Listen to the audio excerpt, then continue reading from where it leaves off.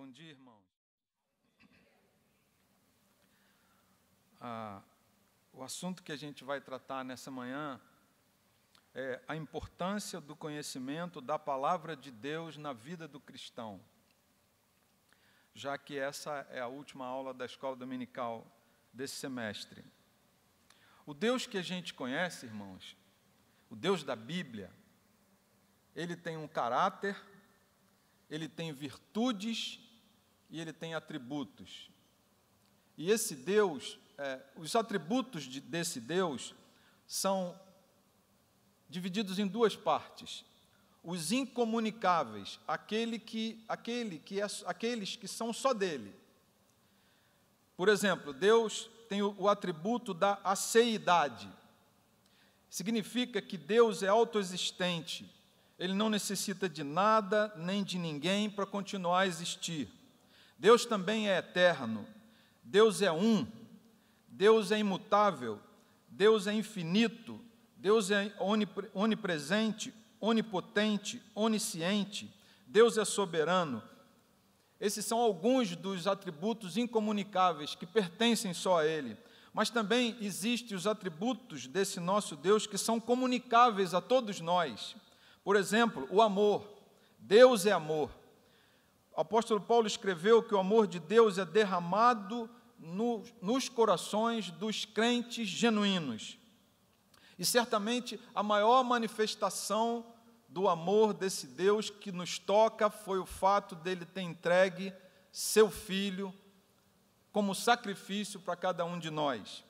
Deus também tem o atributo da bondade, que é decorrente do atributo do amor dele. Deus também tem o atributo de ser misericordioso, decorrente do atributo desse atributo dele de ser amoroso. Deus também é sábio. Não há ninguém no universo mais sábio que o nosso Deus. Deus também é justiça. Significa que Deus é plenamente justo e perfeito na sua retidão. Não há injustiça proveniente de Deus. Dele não provém nenhuma desigualdade. Ele é sempre correto nos seus juízos, que são perfeitos. Muitos estudiosos também detalham o atributo da justiça em outras características específicas, como retidão e equidade. Um outro atributo de Deus que ele transmite a cada um de nós é a santidade.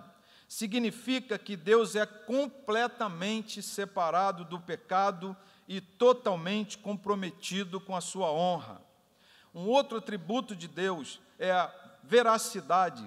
Significa que Deus, toda a verdade necessariamente provém dele, e que essa verdade é infalível e absolutamente confiável. Deus também é um Deus de liberdade. Deus não está preso a nada, não tem nada que o contenha. Deus também é o Deus da paz. Nós, irmãos, não poderíamos falar da relevância da palavra de Deus sem citar o Salmo 119. Você e eu sabemos que é o maior salmo da palavra de Deus. São 176 versículos exaltando o conhecimento da palavra de Deus. Eu contei só nesses 176 versículos, 25 que dizem, 25 vezes, onde ele diz que a sua palavra, a palavra de Deus, nos traz vida. O versículo 50 diz assim: o que me consola na minha angústia é isto, que a tua palavra me traz vida. Então a palavra de Deus, além de trazer consolo para o nosso coração, também traz vida para nossas almas. Esse salmo, o 119, começa dizendo: como são felizes os íntegros, os que seguem a lei do Senhor, como são felizes os que obedecem os seus preceitos e buscam de todo o coração. Assim, irmãos, precisamos conhecer a palavra do Senhor, para ser íntegro, para ter conhecimento da palavra de Deus. O verso 2 diz assim, felizes são aqueles que guardam as suas prescrições. Eu não sei o que você faz com as prescrições do seu médico, se você as obedece, mas essas são prescrições do médico dos médicos. Nunca deveríamos, irmãos, ter uma visão menor da palavra de Deus, nunca.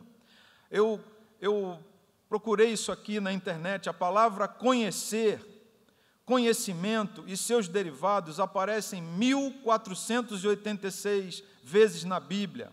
E uma delas que aparece é o profeta Oséias, que diz: conheçamos e prossigamos em conhecer ao Senhor. Como a alva, a sua vinda é certa. Ele descerá sobre nós como a chuva, profetizando a vinda de Cristo, como chuva serôdia que rega a terra. Precisamos investigar, irmãos, igual Moisés fez. Moisés queria saber qual era o nome de Deus, como ele pensava, como ele agia. E nós nunca devemos tirar conclusões precipitadas a partir de somente um versículo da Bíblia, ou a partir de qualquer outra base. Nunca devemos concluir nada sem que tenha respaldo da palavra de Deus. Uma conclusão correta geralmente deriva de uma informação completa. Se a informação é parcial, a conclusão pode ser falsa. Nunca devemos entender um texto bíblico fora do contexto e, sobretudo, do contexto geral das Escrituras. Por isso que a gente precisa vir à igreja, não podemos ficar em casa. Por isso que nós precisamos vir à escola dominical. Aqui tem homens capacitados que nos mostram o contexto geral da Escritura. Olha, irmãos, eu estava lendo um livro na internet. Esse livro é de um professor chamado Peter Stoner. Ele era ex-chefe do Departamento de Matemática e Astronomia da Universidade de Pasadena. Esse homem, ele fez uma coisa extraordinária. Ele escreveu um livro, o nome do livro é Science Speaks, a ciência fala. E ele disse assim, no tempo dos meus avós, no tempo do meu avô, quando meu avô sentava numa sala para estudar ciência, havia uma premissa da ciência. E a premissa era o seguinte: toda matéria é eterna. Nós não podemos transformar a matéria, não podemos criar matéria. A matéria que existe sempre existirá. E isso, irmãos, essa assertiva, esse princípio da ciência, era absolutamente contraditório a Gênesis capítulo 1, onde diz: no princípio criou Deus os céus e a terra. Se a matéria é eterna, como Deus criou? Então, se a gente ficasse com a ciência, a gente tinha que descrer do primeiro capítulo de Gênesis. Até, irmãos, que no início do século XX surgiu um sujeito chamado Albert Einstein. Ele não tinha doutorado, viu, pastor? Eu tenho doutorado, alguém me deu esse diploma. Para ele, não tinha quem fosse capaz de dar um diploma de doutorado para ele. E esse homem fez uma formulazinha, chamada E igual a mc ao quadrado. E é energia em ergs. O m é massa em grama. E o Czinho ao quadrado é a velocidade da luz em centímetros por segundo. Essa fórmula não apenas supunha que a matéria podia ser transformada em energia, mas também mostrava a quantidade exata de energia que você poderia mudar a partir de uma massa. Durante a Segunda Guerra Mundial, baseado nessa fórmula, a física atômica demonstrou como a matéria podia ser mudada em energia e foi produzida a bomba atômica. Então, aquilo que a gente acreditava no tempo do meu avô se mostrou uma verdadeira falácia. Muitas vezes a ciência pressupõe algumas coisas que são falácias, irmãos. Olha o que a palavra de Deus diz: porquanto, em 1 Pedro 1, versículo 24, porquanto todo ser humano é como a relva, e toda a sua glória como a flor da relva. A relva murcha e cai a sua flor. Versículo 25, mas a palavra do Senhor permanece para sempre. Essa é a palavra que vos foi evangelizada, Pedro diz. No Salmo 119, versículo 89, para sempre, Senhor, está firmada a tua palavra nos céus. Isaías 40, versículo 8, seca-se a erva e cai a flor, porém a palavra do nosso Deus subsiste eternamente. Irmãos, hoje nos nossos laboratórios de física, a gente transforma energia em massa. E nos nossos laboratórios de física, a gente transforma massa em energia. O Dr. Stoner, ele começou a estudar a palavra de Deus, ele se converteu estudando a palavra de Deus. E ele ficou impressionado com Gênesis capítulo 1.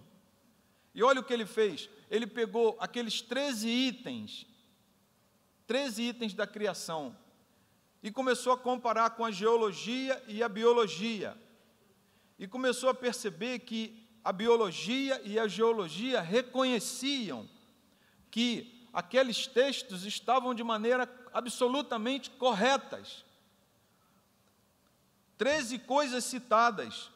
Os geólogos, eles chegaram à conclusão que a Terra, no início, estava numa condição caótica.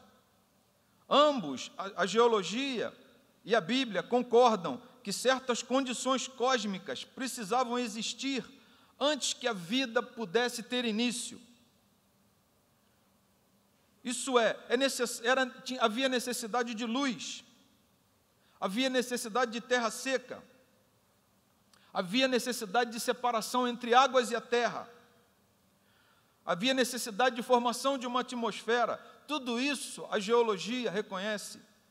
A necessidade, ambos estão de acordo em que as coisas mais simples apareceram primeiro e as complexas mais tarde. Assim como os animais superiores e o homem foram os últimos seres criados. A biologia concorda com isso, a geologia concorda com isso. Em outras palavras, essa apresentação da vida em ordem ascendente, exigida pela biologia moderna, se faz evidente no relato de Moisés. Como é, irmãos, que Moisés colocou essas ordens da criação no exato avanço sistemático que os biólogos defendem hoje? De onde ele tirou isso, irmãos? Nós não estamos falando do início do século passado, nós estamos falando de coisa de 4.000 anos atrás, 3.500 a 4.000 anos atrás. De onde esse homem tirou isso? Só há, irmãos, a possibilidade de 3 fontes. Uma fonte é entretenimento, que eram os deuses astronautas. Eu duvido que alguém aqui ponha sua vida acreditando que eram os deuses astronautas. A outra fonte, a outra possibilidade é que Moisés decidiu isso por ele mesmo, ficou observando o universo e chegou à seguinte conclusão: é essa aqui a sequência. Você sabe que o Dr. Stoner, ele era um matemático. Então o que ele fez?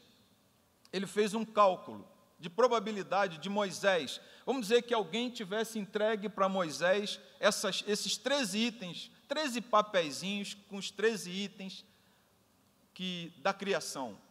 E ele teria que, por probabilidade, colocar esses 13 itens com o conhecimento que ele tinha na época. Você sabe que ele era educado em toda a ciência do Egito. Você sabe que, se a gente estudando as tábuas do Egito, como é que os egípcios interpretavam a criação do mundo, certamente, com toda certeza, Moisés não se baseou nesse conhecimento. Sabe como é que os egípcios acreditavam que o mundo foi feito? Havia um ovo voador que passeava pelo universo. Esse ovo voador pousou na terra. E desse ovo voador saiu uma minhoca. E dessa minhoca gerou uma lagartixa. E dessa lagartixa, irmãos, nem a ciência moderna leva a sério. É entretenimento para a ciência moderna, essa maneira como os egípcios se interpretavam. Então a gente pode ter certeza que Moisés não copiou nada do Egito. De onde, irmãos, ele tirou isso? o professor Stoner fez o seguinte cálculo: Moisés tinha apenas uma possibilidade em 311.351.040 possibilidades para uma só dar certo. Absolutamente impossível. Absolutamente impossível que ele tivesse a capacidade de adivinhar corretamente. Agora, irmãos, o Dr. Stoner fez outro cálculo. Esse livro está na internet, chama Science Speaks.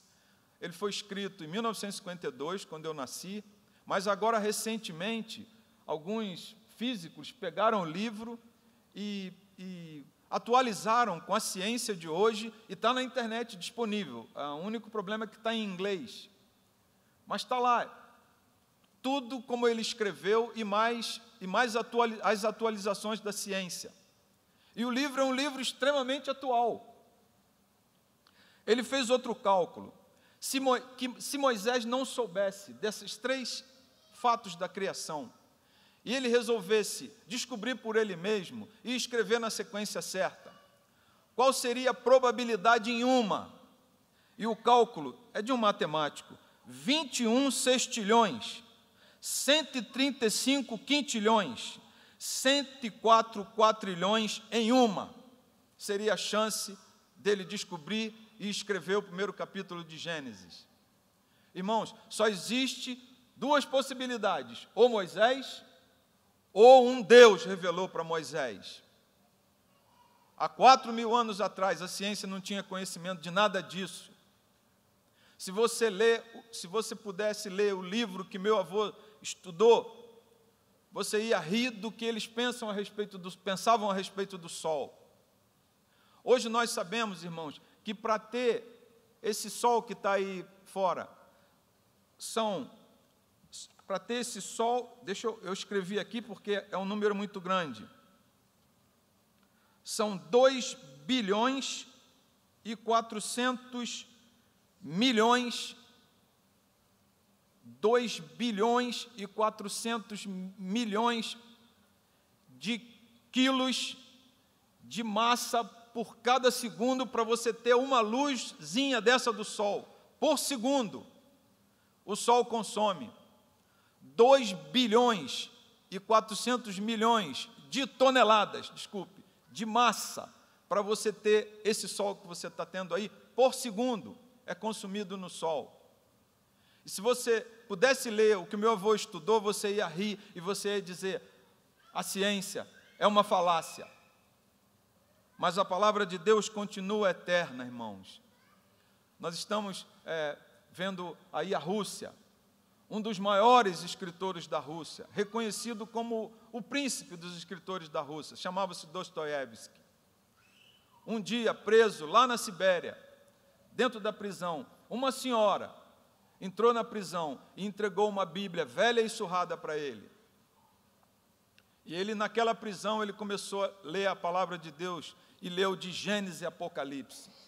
E quando ele chegou no Novo Testamento, que ele começou a conhecer a Cristo, ele ficou tão impressionado.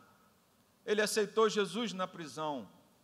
E ele escreveu mais tarde, fora da prisão: se me provarem que Cristo não é a verdade, eu deixo a verdade e fico com Cristo. Esse é o príncipe dos escritores russos. Um outro escritor russo, Leon Tolstói, impactado com a palavra de Deus, impactado com Jesus, escreveu um livro só sobre o Sermão do Monte. É claro que ele entendeu algumas coisas erradas, mas ele ficou tão impactado que ele mudou completamente a vida dele. Ele era um homem rico e resolveu dar os seus bens todos, porque ele não queria mais viver na riqueza, impactado com o conhecimento da palavra de Deus. Irmãos, essa é a primeira vez na história da humanidade que Deus revelou-se a si mesmo e as suas obras na palavra escrita. Mediante Moisés como seu instrumento, o universo não é mais uma incógnita, desde que a solução se acha agora tão claramente expressada e apresentada na sua palavra. Irmãos, a palavra de Deus não pode ser, você não pode crer num versículo sem olhar o contexto geral da palavra de Deus. Não dá para fazer isso. Por exemplo, um exemplo claro está no Novo Testamento, em Mateus, quando o diabo leva Jesus até o pináculo do ponte, do templo, e diz, se és filho de Deus, atira-te daqui abaixo, porque está escrito. Satanás pega um texto da palavra de Deus, que está em Salmo 91, versículo 11 e 12, e cita para Cristo. E diz, olha, você pode se jogar daqui, você pode se atirar daqui, porque a palavra de Deus, e eu sei que você sabe, diz, os anjos te sustentarão nas suas mãos, para não tropeçares em alguma pedra. Mas o Senhor Jesus respondeu para ele, dentro da palavra de Deus, mostrando para ele que o texto tem que estar dentro do contexto geral da palavra de Deus. Jesus disse, também, olha, note, irmãos, que ele usa a palavra também. O Senhor citou aqui 2 versículos da Escritura, Deuteronômio 6, versículo 16, e Isaías 7, versículo 12. Ele diz, também está escrito, não tentarás o Senhor teu Deus. Não tentarás o Senhor teu Deus. Você não pode tirar um texto da palavra de Deus, fazer daquilo uma doutrina, fazer daquilo um princípio. Você tem que pegar aquele texto da palavra de Deus e olhar no contexto geral da Bíblia. Eu louvo o Senhor, irmãos. Nós participamos de uma igreja cujo ensino é baseado no texto e no contexto da palavra de Deus. A gente não ouve bobagem aqui, graças ao Senhor. A gente não ouve aqui desse púlpito dizendo que você tem que dar ordem a Deus. Nunca ouvi isso aqui nesse púlpito. Que você tem que determinar para Deus.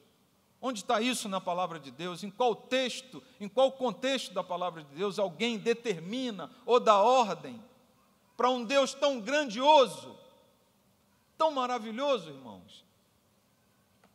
Conhecer a palavra de Deus, irmãos, nos ajuda a resistir o diabo. Se Jesus não tivesse conhecimento da palavra de Deus, não teria resposta para o inimigo, aceitaria e se jogaria lá de cima. A revelação total da palavra de Deus irá, irmãos, portanto, nos proteger dos erros que frequentemente cometemos em nossas conclusões. O Salmo 36, versículo 9, diz assim, na tua luz vemos a luz. Ter luz, irmãos, não é suficiente. Precisamos ter luz dupla. Precisamos da luz do texto, mas precisamos da luz do contexto geral da Bíblia. Precisamos da luz do texto, da luz do contexto geral e da luz do Espírito Santo. Recentemente, irmãos, por conta da classe de escola dominical, eu li o livro de Bertrand Russell, Por que não sou cristão? Eu fiquei, irmãos, com pena do Bertrand Russell. E eu cheguei à seguinte conclusão, faltou uma coisa na vida de Bertrand Russell. Faltou participar de uma escola dominical. Faltou participar de uma escola dominical que explicasse para ele o texto e o contexto da Bíblia. Ele pega textos isolados da Bíblia e justifica a sua descrença, na verdade, na religião. Ninguém explicou para ele que cristianismo, que Cristo, que ser cristão não é ser um religioso, ninguém disse isso para ele. Ele usa pequenos textos da palavra de Deus para combater a religião organizada daquela época. Mas, lamentavelmente, todos os textos fora do contexto, todos absolutamente equivocados. Precisamos, irmãos, conhecer a palavra de Deus para ter luz para os nossos caminhos. Salmo 119, versículo 105. Lâmpada para os meus pés é a tua palavra, e luz para os meus caminhos. O profeta Isaías diz em Isaías 28, versículo 13, que a palavra de Deus está um pouco aqui, um pouco ali. Você não pode ficar só aqui, você tem que ir ali. Cada passagem bíblica se acha não apenas no seu contexto próprio. Muitas vezes você abre a palavra de Deus, lê um texto que acende para você, que traz luz para a sua vida. Mas você não pode transformar isso numa doutrina. Você não pode transformar a sua experiência pessoal numa doutrina. Você não pode transformar uma experiência que Deus deu na sua vida uma doutrina. Não pode. Eu me lembro, irmãos, os meses que eu fiquei hospitalizado. Eu me lembro como é que a cura foi se processando na minha vida. Os irmãos orando por mim, as bênçãos das orações. Eu contei para o nosso Mauro Belesse, contei para ele como os anjos apareciam na minha sala. Os anjos que eu estou falando é pastor Theo, grandão, pastor Josué, baixinho. Esses anjos, anjinhos, entravam naquela... Às vezes eu estava dormindo e acordava com o Ângelo na minha frente, o Ângelo mesmo, o Gagliardi. Fiquei um período na UTI. E os médicos não sabiam o que eu tinha. E aí disseram, ele é dentista, deve estar com AIDS, deve estar com um vírus, deve estar com uma bactéria. Então, ninguém pode entrar nessa sala aí que não seja totalmente encapotado. Então, havia 2 capotes na porta, que as pessoas vestiam para entrar naquela sala, visita proibida. Foi uma bênção, porque eu estava tão cansado. E aí foi um tempo para dormir. Aí um dia, num dos plantões, chegou uma senhora. E a senhora falou assim, você está bem? Ela entrou toda desprotegida. Eu falei, olha, você devia ter juízo e se proteger. Ela falou assim, eu vou arranjar uma televisão para você está precisando de uma televisão aqui, você está muito esquisito aí dentro. Aí ela pegou, eu vim aqui que eu vou te levar para te dar banho. E a mulher totalmente desprotegida me pegou assim, porque eu não podia andar, me colocou na cadeira de roda e eu disse, você não tem juízo mesmo. E ela falou assim, olha, apontou o dedo para o meu nariz assim e disse, olha, vou dizer uma coisa para você. Antes de eu entrar aqui, quando eu vi você dentro dessa sala, eu comecei a orar ao meu Deus, ao Deus que eu conheço. E falei, Senhor, eu vou lá ajudá-lo. E Deus falou assim, você pode entrar, porque ele não tem nada que os médicos estão dizendo que ele tem. Você acredita, irmãos, que lá dentro tinha uma pessoa que conhecia Deus, conhecia a palavra de Deus, e ela começou a cuidar de mim, me levou, me deu banho, e ela disse, você não tem nada, daqui a pouco eles vão descobrir, vão tirar esses capotes daí. Não deu 3 dias, os capotes desapareceram. Deus é maravilhoso, irmãos. Nós precisamos conhecer esse Deus. Precisamos conhecer esse Deus pessoalmente, precisamos conhecer sua palavra. Um versículo, um ato, um fato inexplicável na palavra de Deus pode encontrar solução em alguma outra parte da Escritura, porque ela é toda inspirada por Deus, tudo vem de um só autor. Quando você não entender um texto da palavra de Deus, aguarde.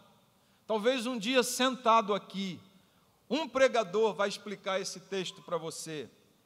A palavra de Deus diz em Timóteo, capítulo 3, versículo 16, toda a Escritura é inspirada por Deus e útil para o ensino, para a repreensão, para a correção, para a educação na justiça, a fim de que o homem de Deus seja perfeito, perfeitamente habilitado para toda boa obra. Irmãos, que a gente continue, que a gente venha à escola dominical, não fique em casa. Eu me lembro, irmãos, quando eu cheguei nessa igreja, eu participei da classe de integração e depois fui participar de uma classe de panorama bíblico.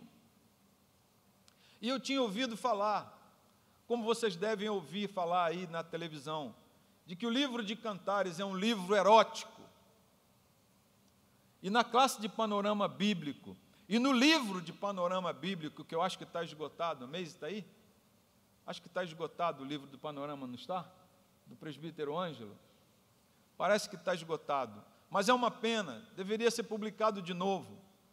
Lá eu aprendi que o livro de Cantares não é um livro erótico, que o livro de Cantares é a história de Cristo e a igreja, é um tipo de Cristo e a igreja.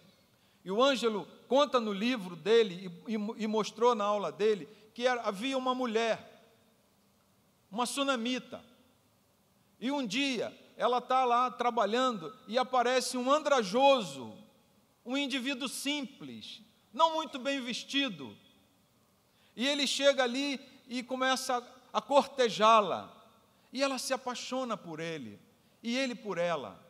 Em determinado momento do namoro deles, Ângelo contando, ele diz: eu preciso voltar para a minha terra, mas eu vou voltar um dia. Eu vou voltar um dia. Essa é a história de Cantares, irmãos. Essa é a história do livro da Bíblia que muito pastor diz que é um livro erótico. Essa é a história de Cantares. E aquele andrajoso vai embora e começa a demorar. E se você olhar lá no livro de Cantares, a sunamita começa a chorar e se lembrar e sonhar com a volta dele. Até que um dia ela está no campo e ela escuta os tropéis dos cavalos. E ela olha de longe e ela vê a poeira dos cavalos. E ela para e fica olhando, e aqueles cavaleiros vão chegando, e na frente daqueles cavaleiros tem um príncipe. Ela não reconhece ele. Um príncipe. Um que veio para vencer. E aí ela não reconhece, porque ela conheceu o andrajoso. Ela conheceu aquele que passou pela terra, aquele que morreu aqui na terra, aquele que não tinha beleza em si mesmo, aquele que os homens desprezaram. Mas quando ele volta como um príncipe, ele volta como quem ele é na verdade. Então, irmãos, precisamos olhar o texto, mas precisamos olhar o contexto da palavra de Deus. Precisamos estar aprendendo essa palavra sempre. Cada dia ela apresenta algo novo para nós. Todo dia, algo novo para nós. Não entre aqui, irmãos, não entre aqui desprezando nenhuma palavra. Nós não podemos desprezar a profecia. A palavra de Deus é profecia. Devemos entrar, sentar com a simplicidade do nosso coração, abrir o nosso coração e perguntar ao Senhor: o que é que o Senhor vai falar para a minha vida hoje? Com essa simplicidade, irmãos, Deus vai falar com você. Na escola dominical, eu participei de algumas escolas dominicais na minha vida, mas nunca vi uma escola dominical como da Igreja Betânia. Nunca vi. Gente tão preparada, tão abençoadora. Que Deus nos abençoe, irmãos. Que Deus fale no seu coração, no meu coração, muito mais do que o pregador tentou dizer aqui. Que Deus te abençoe, fale muito na sua vida, nas escolas dominicais que você ainda vai frequentar aqui. Ore pelos professores da escola dominical, ore por cada um deles, para que você seja bastante abençoado. Amém. Pastor Josué.